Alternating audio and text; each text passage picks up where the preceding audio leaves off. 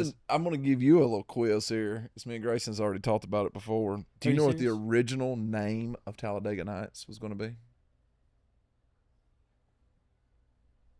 Could I figure it out if I thought Not about at all.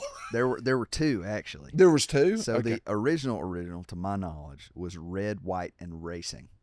Okay. Which is pretty hard to rattle off real quick. Sorry, somebody's calling me. I gotta kill that. My script, the cover, doesn't say Talladega Nights. It's High, Wide, and Handsome. That was the original title for it. So, like, when you look back through my scrapbook at the seats, the backs of the seat chairs, High, Wide, and Handsome is what it says with the friggin' checkered flag. So I had a shirt. The crew from Savannah, there's a company in Savannah that does lighting and sound and stuff like that for movies, and they did Talladega Nights. Well, I worked at Goodyear at the time, and the guy come in, and we would service all their vans and pickup trucks, and he was telling me about, going up to Charlotte and doing this movie. And I told him, I was like, man, that sounds amazing. Got closer. The previews are coming out. I was like, yeah, man, all my boys are going. This dude goes, I'm going to bring you something. He comes by a few days later. He's like, have this for the premiere, and hands me a T-shirt. And on the back of it, it has the race car. And they made shirts for their crew that said High, Wide, and Biscuits. And the tires on the car were biscuits. And me and him have been texting about it, and I can't find that shirt. No, you're good. It's got to be at a Goodwill. Well, what's funny is they auctioned off a lot of the gear from that movie for different charities and different things. That's awesome. So the only thing that I have from Talladega Nights is I have one of the Jenga pieces, from like the tower that we're playing whenever, Will and Leslie break up, that my school teacher, that my set teacher signed. And I don't know if it's from that tower or if she sent it. Either way, I got that. And then my mom found the auction website that they were putting it on and bought my Wonder Bread flight suit. My, like the Ricky, but mine, the one that, because they had made one for me that was, kid sized. And it was either that or the Powerade jacket. And he was like, well, we can't afford to get both.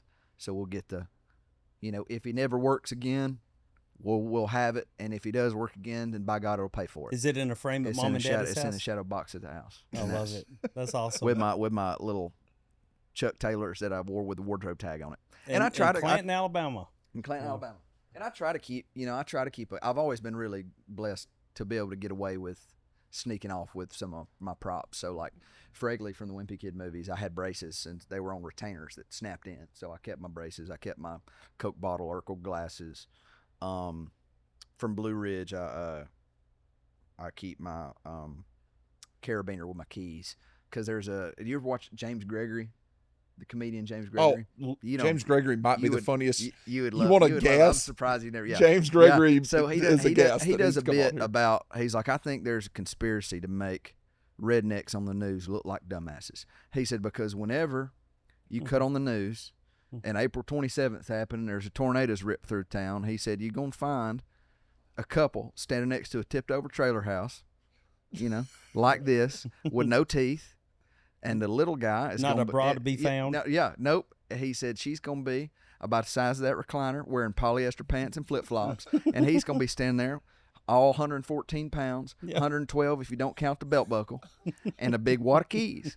And so whenever I got the role of Dwayne, which is the village idiot in Blue Ridge, I was like, I had just listened to that skit. And I was like, okay, that's what we're doing. I got janitor keys. Yeah, And so I was like, I want a big key ring. And I was engaged to the prop master for a while, and she had gotten me a big carabiner.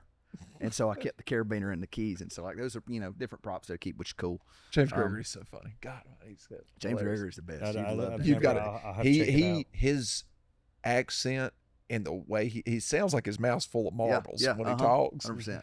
And it is absolutely. You would dig it because he's as country as turnip Yeah, greens. because it's real practical. Like my cousin got killed in a hay baler. Or like just whatever. He's like, why is Californians afraid of mudslides? Like. It's mud. We put big wheels on things to go play in it. It's like, what happened to him? All the mud got him. Like he's got some good stuff. But no, it's been a wild ride. I mean, Were you ever? Hold on, real quick. Were you ever scared to be pigeonholed into that character? Oh, 100%. 100%. I mean, that's why I turned down way more than I ever did. And it's a backhanded compliment for sure when you do something so well.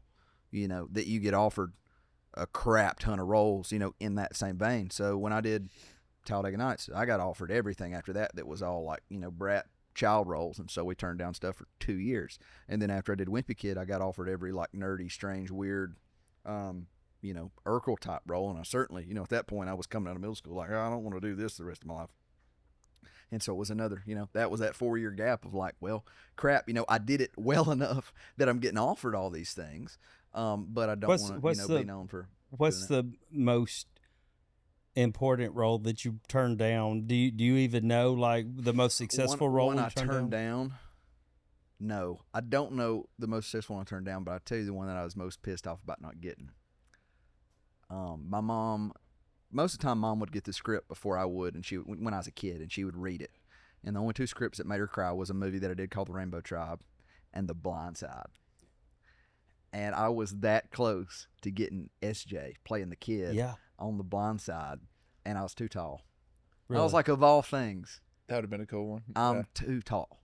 Like I'm a whopping 5'9" with my boots on and my hair up. Like that's the best I can do. Kind of a compliment for a guy that's 5'9", though. Too tall. Of course I wasn't then, but now.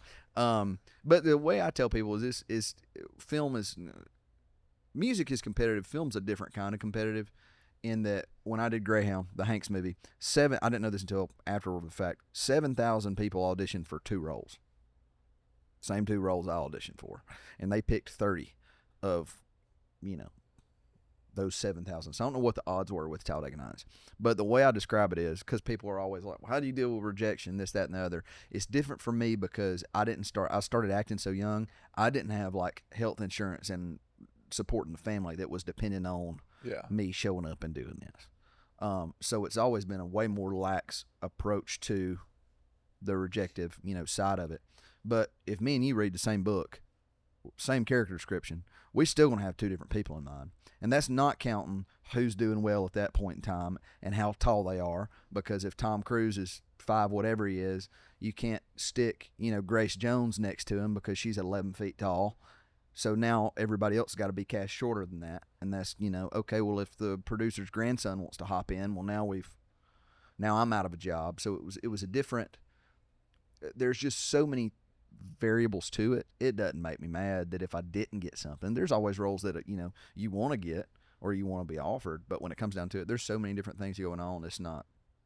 Do you still audition for like roles? Oh, yeah. I audition for stuff all the time.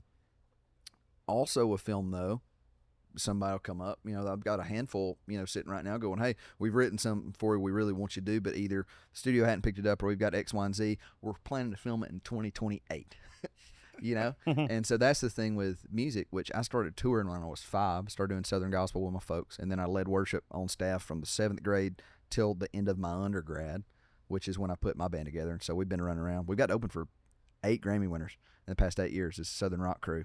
But with music, there's at least a foreseeable path. I can schedule a tour around X, Y, and Z. Yeah. But the film stuff is so, in the ether that, I can be working out, I can be working on a different accent, I can be working on some strange skill to have so that if one point in time it's needed, I can use it, and that'll give me a leg up.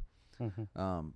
But on the competitive side of it, when it gets down to it, and you're one of the top 30, 50, whatever, 5'8" redheads, in the game, it'll be incredibly, like cutting people off at the knees because it's a different ball game. With music, it's, nobody expects to make it, so we might as well all have the same chance at it. None of us believe it. Yeah, none of us are gonna make it. So,